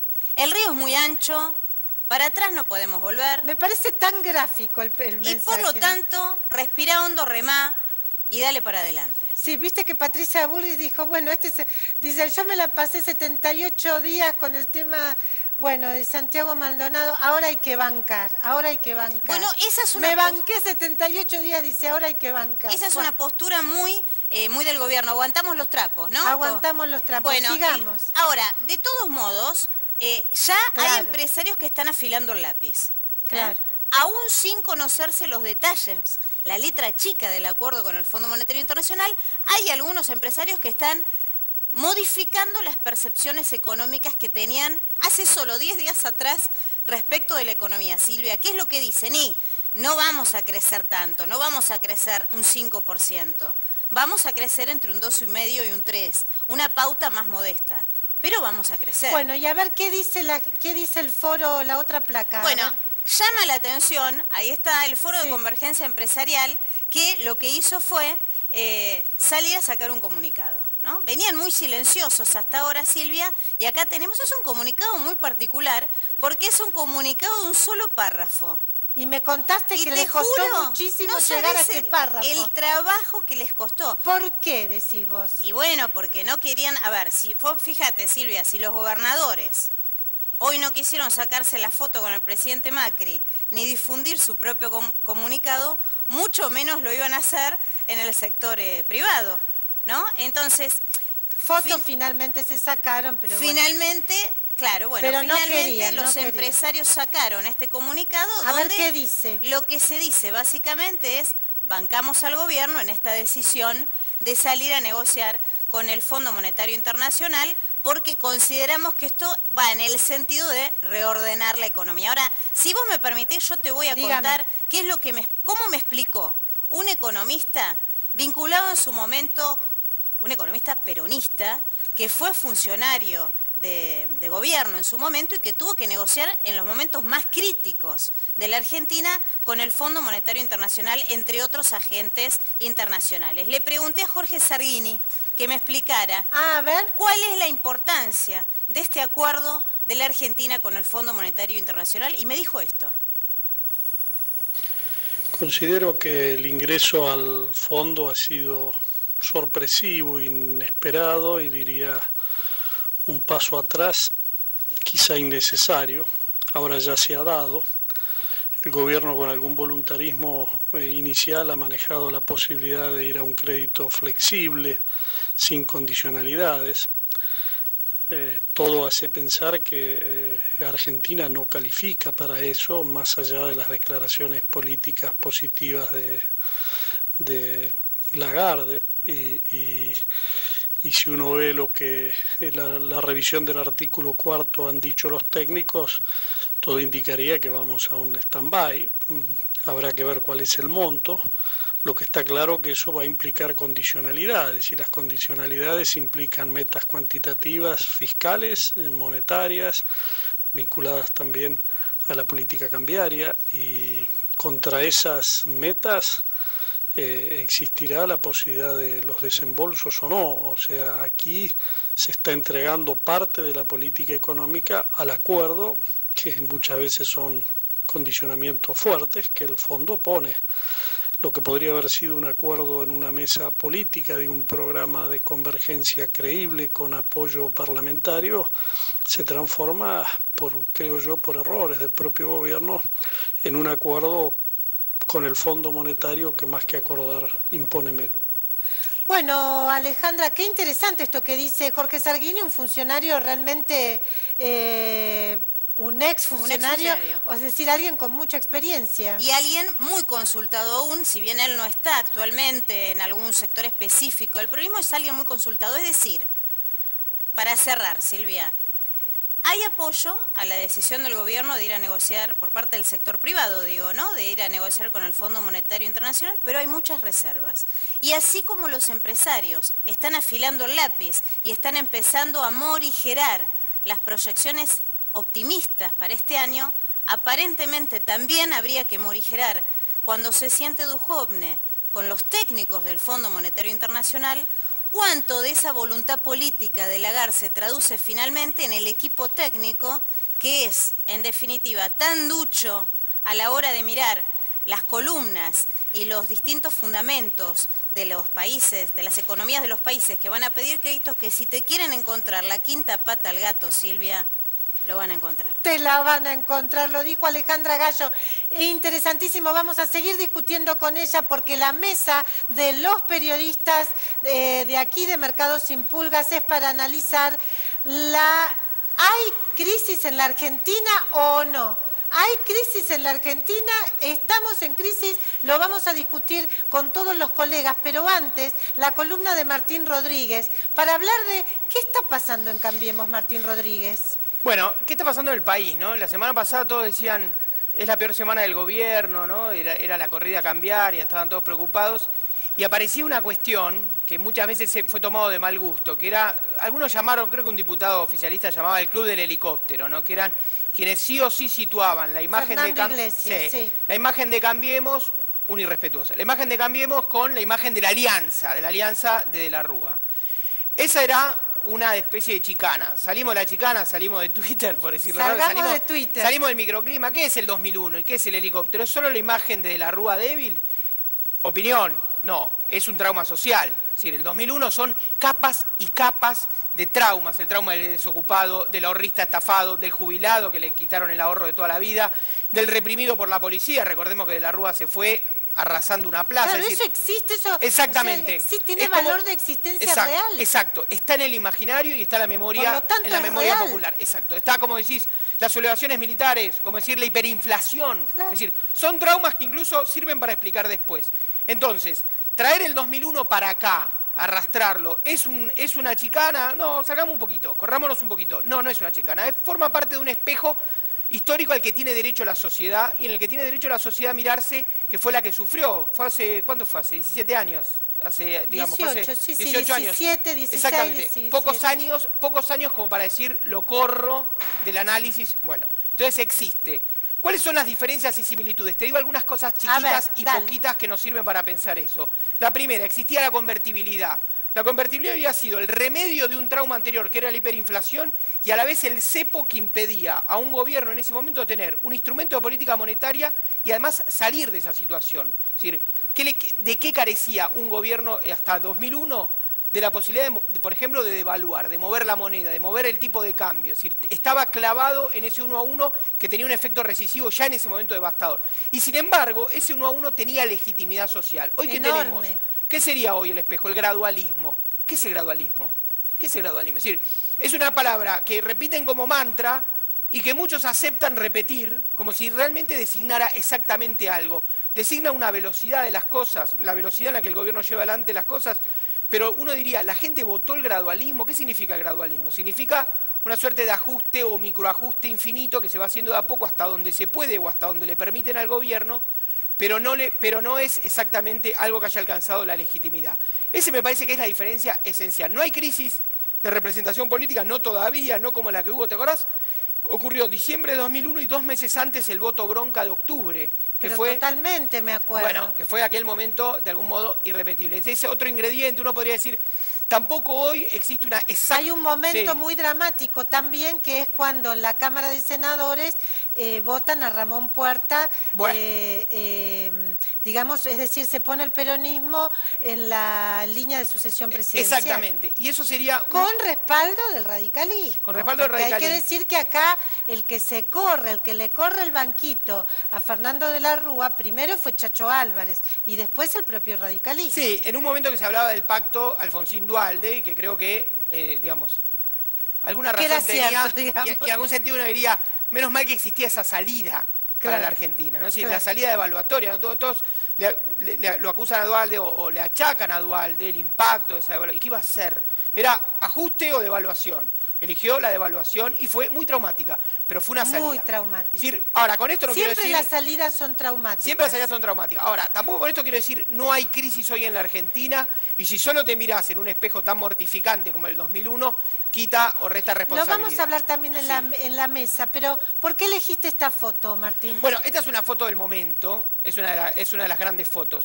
Tenemos a Toto Caputo y a Sturzenegger. Se habló mucho de la salida de Sturzenegger esta semana o del fracaso, lo dijeron por todos lados. Yo diría incluso una cosita, una línea más. Lo que vivimos en este tiempo parece un golpe, casi diría, mientras el gobierno comete todos los errores posibles y diríamos, apostó a un mundo sólido para un país frágil y se le reveló un mundo frágil en un país frágil, porque apostó a esa volatilidad, lo bien que explicó también Felipe Solá. También diríamos, hubo un poco una suerte de golpe por derecha. Los que lo apuraron fueron los enemigos del gradualismo que están al interior del gobierno o al interior de los intereses que representa. Muchos dijeron, Macri, tenés que traicionar tu clase. ¿Te acuerdas esa frase? Macri, traicionar tu clase y de ese modo vas a hacer. Y yo diría, Macri, la clase te traiciona a vos y por eso es clase, ¿no? Es decir, evidentemente hubo una corrida cambiaria y hubo una presión por acelerar los cambios para los que muchos de los sectores, digamos, como se diría por izquierda, los sectores dominantes, creen que el gobierno fue votado y fue elegido. Bueno, interesantísimo escucharlo a Martín Rodríguez. Vamos a seguir hablando del tema en la mesa y tenemos un tape aquí para dirigirnos a la mesa y plantear el tema. He decidido iniciar conversaciones con el Fondo Monetario Internacional.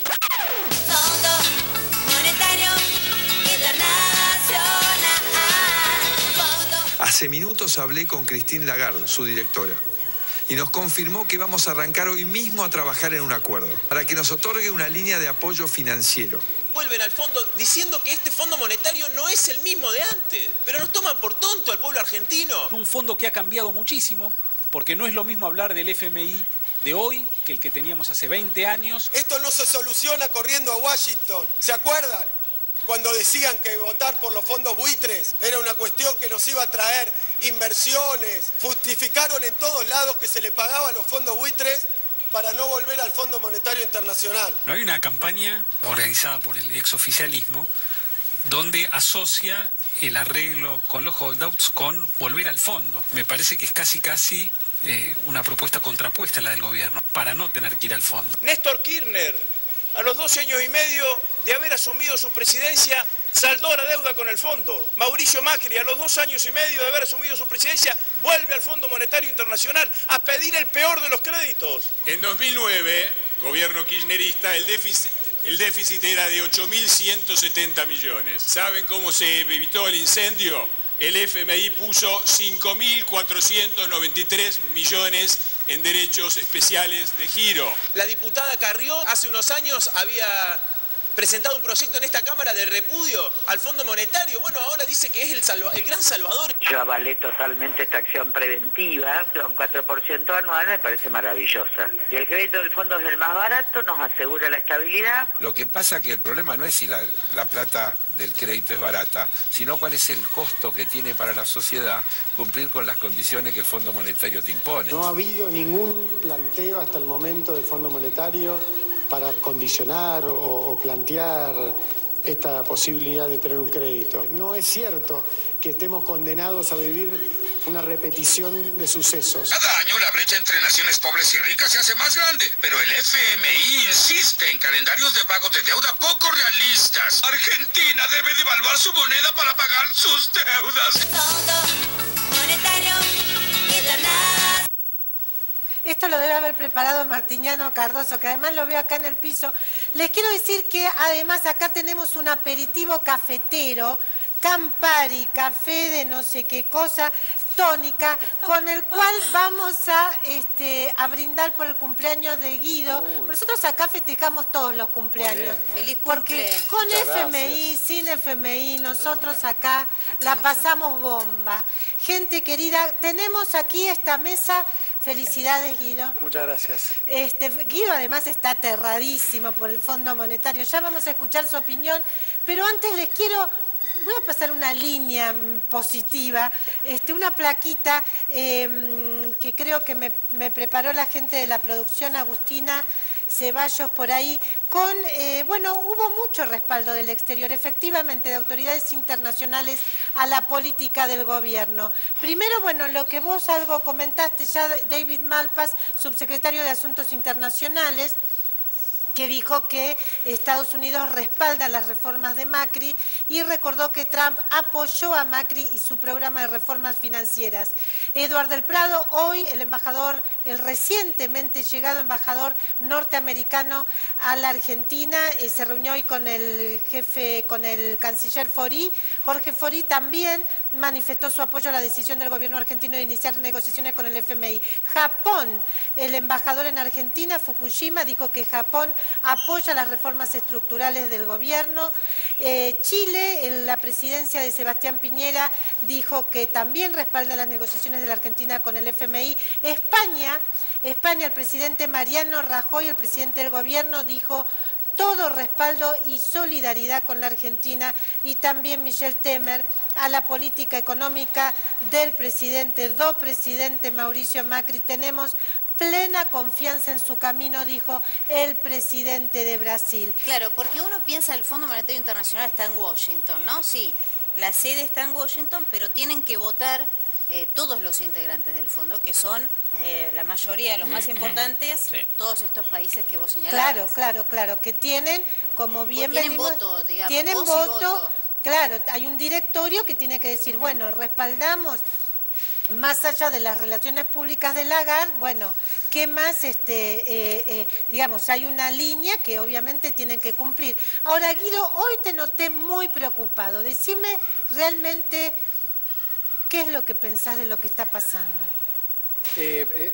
Yo estoy entre los pesimistas. A ver, argumente. Lo que me pregunto es por qué se fueron grandes fondos de inversión que se llevaron y obligaron a vender al Banco Central más de 5.000 millones de dólares, y qué diferencia lo que pueda pasar el martes, además de que el gobierno subió la tasa al 40%, que es una tasa que coloca al país al borde de la explosión si se mantiene en el tiempo. Entonces, ¿cuál es la diferencia de lo que va a pasar el martes 15, ¿no? Cuando vencen más de 600.000 millones de pesos, corregime Ale si me equivoco. La semana que viene, claro. En Levac. O sea que el próximo jueves vamos a saber si estamos vivos o muertos. ¿Por qué el gobierno anuncia, es decir, si vas al Fondo Monetario, por qué se tiene que apurar tanto? Porque la crisis parece galopante. Entonces, ¿anunciás que vas a ir a buscar un acuerdo o anunciás cuando tenés un acuerdo? Eso es lo que se le cuestiona. Salieron a contener algo que era muy duro, un dólar a 23, que rápidamente se traslada a precios y va a tener impacto en la gente rápidamente. Eso es lo que se le cuestiona. Se les dice, quemaron una carta que a lo mejor hubiera sido la última instancia, podrían haber intentado seguir financiándose, lo dijo Redrado hoy en la entrevista. Esto que dice Guido, de que tiene que ver con este vencimiento. No me parece a mí que exclusivamente tenga que ver con eso. Me parece que, a mí, me parece que tiene que ver con un montón de combinaciones de factores económicos y políticos. Una inflación más alta de la esperada, una suba de tarifas que impactó políticamente peor de lo que el gobierno creía, como nosotros hemos desarrollado tantas veces en esta mesa acá, los pulgueros de Mercados Sin Pulgas, y me parece que una condición internacional donde los mercados, no solo los fondos se fueron de Argentina, se fueron de muchos otros países de América Latina,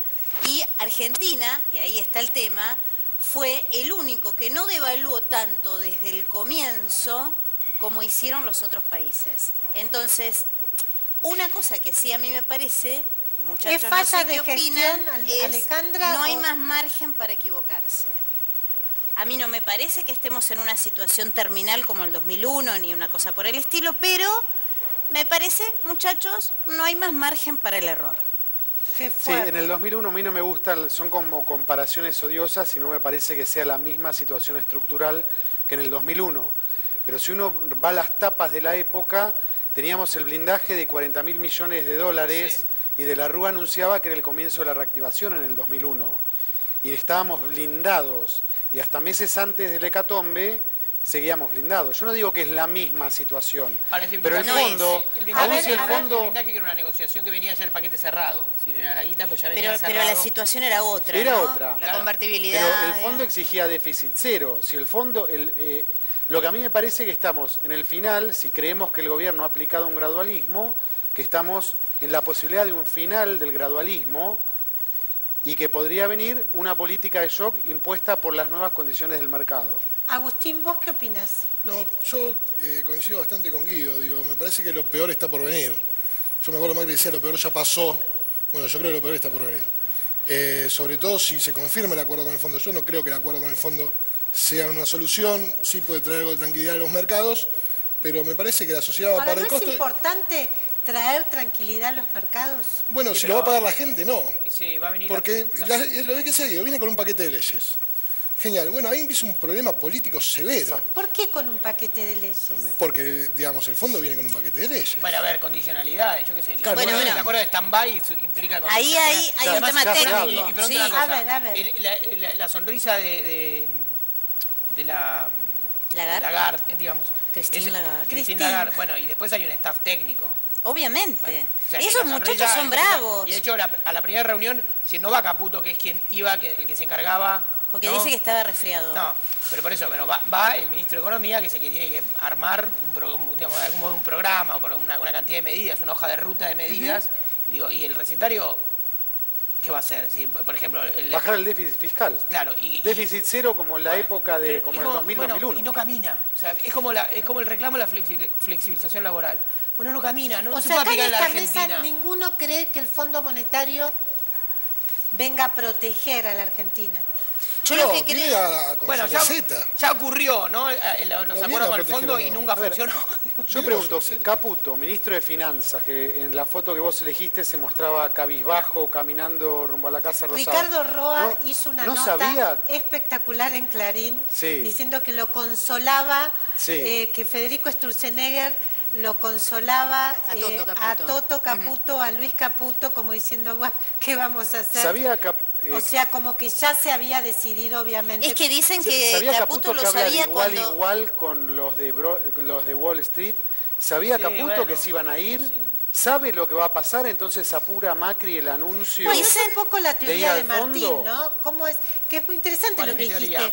No, lo que acabas de decir en el sentido de que dentro, digamos, del gobierno están esos, digamos, estos sectores financieros que son los que lo aceptaron a Macri. La lectura de Macri, ¿contra qué atacan? Contra un editorialista así importante, afín al gobierno, dice el vacío del gobierno, que entre octubre y diciembre no ejecutó el plan de ajuste, ¿no? Es decir, el capital político que acumuló lo empezó a invertir de a poco, solo sacó la reforma previsional y ahora viene por el tarifazo. Y que esa era la inversión de capital político que le servía tocar fondo, entre comillas, o hacer pie en este año y el año que viene remontarse y poner mucha guita. Bueno, lo que dicen es el plan es demasiado... Es decir, ¿cuál es el defecto de los gradualistas? Que no entusiasman a nadie, ¿no? Que no entusiasma. El gradualismo es una cosa muy de a poquito, 2 puntitos, vamos bajando, 2 puntitos de déficit por año, qué sé yo, una cosa de largo plazo. Esto es la Argentina. Bueno, Lagarde... Y los tipos, o sea, muchos tipos te dicen, bueno, vamos. El otro día vi en una entrevista a un gerente de Techint y le dicen, ¿y cómo es gobernar Argentina con 30% de pobres? no gobernar, dice, ¿cómo es ser un empresario, ser un rico en Argentina, 30% de pobre? El tipo dice, nosotros tenemos intereses en muchos países de América Latina, como diciendo, bueno, esto no es lo peor. Es decir, hay una naturalización, que es lo otro, que cuando vos decís, la pregunta si hay crisis o no en la Argentina, es como preguntarse si hay guerra o no en Afganistán. ¿Cuándo empezó y cuándo terminó?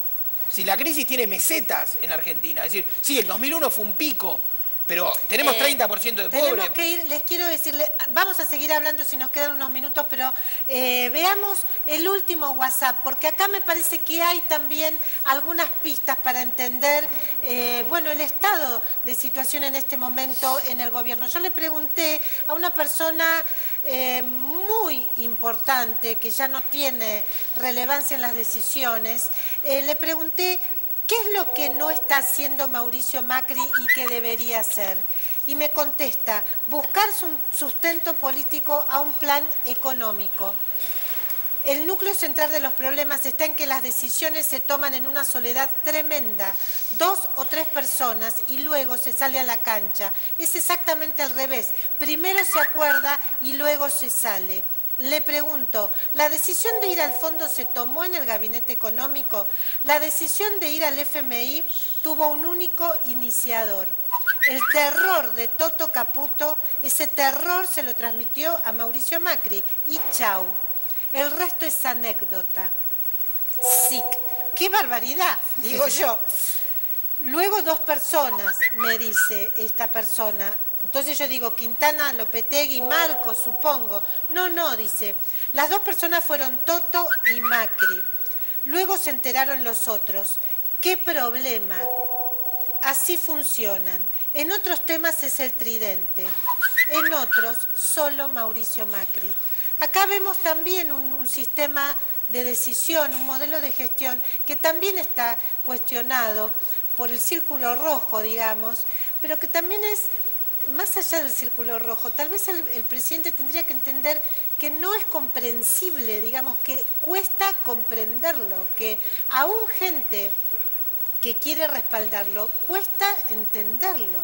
La verdad, con total honestidad se lo digo. A ver, ¿qué más tenemos? Silvia, ¿te acordás que la semana pasada habíamos charlado de algo parecido? Y yo decía, bueno, tiene los peores defectos del final del kirchnerismo.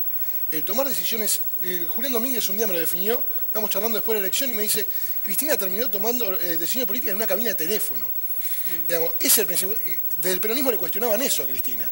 Bueno, este cuestionamiento que yo veo en tu WhatsApp es muy similar. Están tomando decisiones políticas muy importantes en una cabina de teléfono.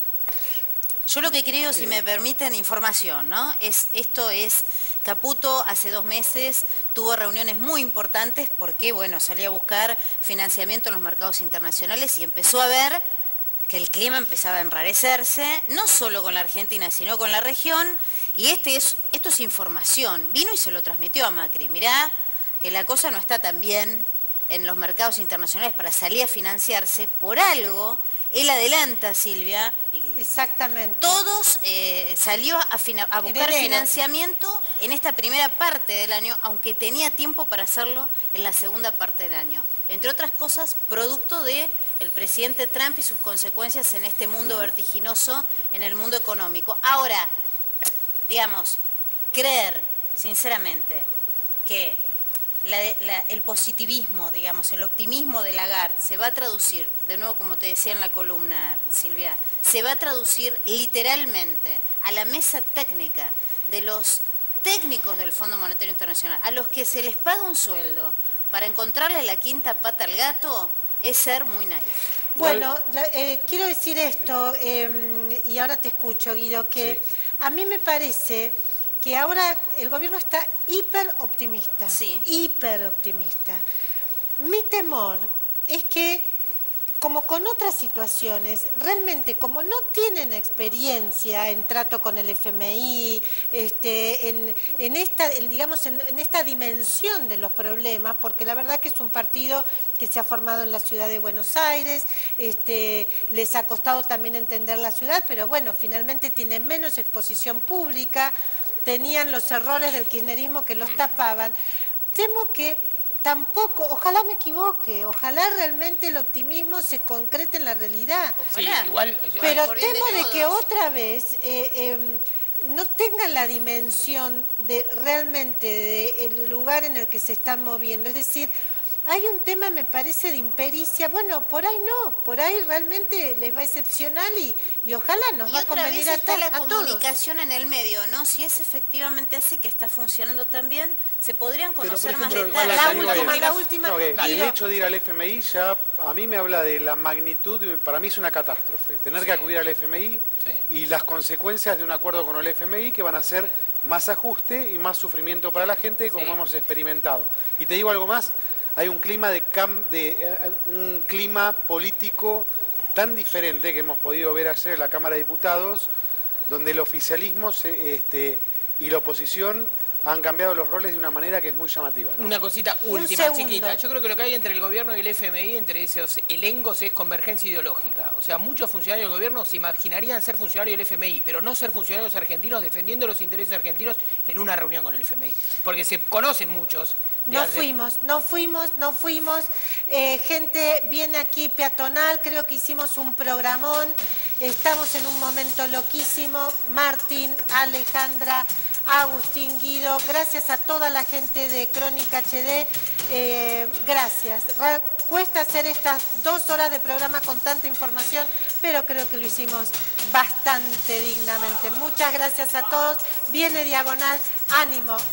Chao. Chin, chin. Chin, chin.